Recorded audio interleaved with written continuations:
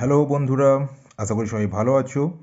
তো সামনেই তোমাদের মাধ্যমিক পরীক্ষা, টেস্ট এবং তার কয়েকদিন পরই আমার ফাইনাল আছে।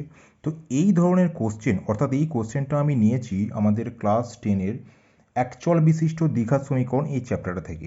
এই ধরনের কোশ্চেন কিন্তু তোমাদের এবছরের জন্য খুব ইম্পর্টেন্ট। এখানে আমি যে কোশ্চেনটা নিয়েছি সেটা হচ্ছে a+3 × x² +5x+7 = 0 সমীকরণটি এর কোন মানের জন্য দ্বিঘাত সমীকরণ হবে না।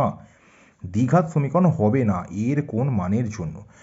এবং তোমরা খেয়াল করো খুব ভালো করে, দ্বিঘাত সমীকরণ, এই দ্বিঘাত সমীকরণ কখন হবে? যখন x² এই পদটা থাকবে, এর অস্তিত্ব থাকবে। কোনো একটা সমীকরণে যদি x² যুক্ত পদ থাকে তবেই সেটা দ্বিঘাত সমীকরণ কিন্তু হবে, এটা আমরা সবাই জানি। কিন্তু এক্ষেত্রে বলছে তোমাকে দ্বিঘাত সমীকরণ হবে না, অর্থাৎ এখানে x² এর সঙ্গে যে সহগটা আছে a+3, অর্থাৎ যদি আমাদের a+3টা নিজে 0 হয়ে যায় বা 0-র সঙ্গে ইকুয়াল হয়ে যায় বা সমান হয়ে যায়, তখন কিন্তু তুমি আর এই x² পদটাকে দেখতে পাবে না, কারণ 0 × x² মানে কত? 0। তার মানে তখন তোমার কি পড়ে থাকবে? অনলি 5x+7, যেটা লিনিয়ার ইকুয়েশন বা রৈখিক সমীকরণ হয়ে যাবে।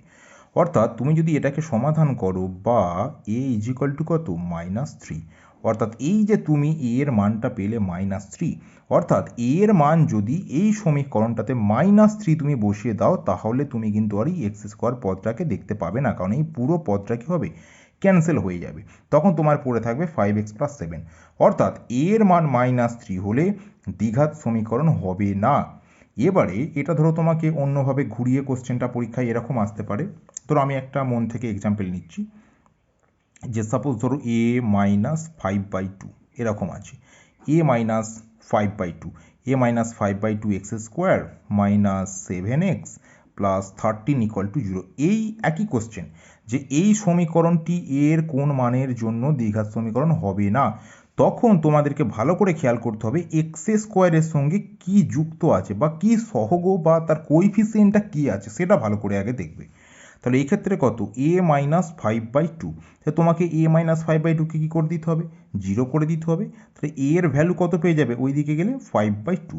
অর্থাৎ a এর মান 5/2 বা 5/2 হলে দ্বিঘাত সমীকরণ হবে না।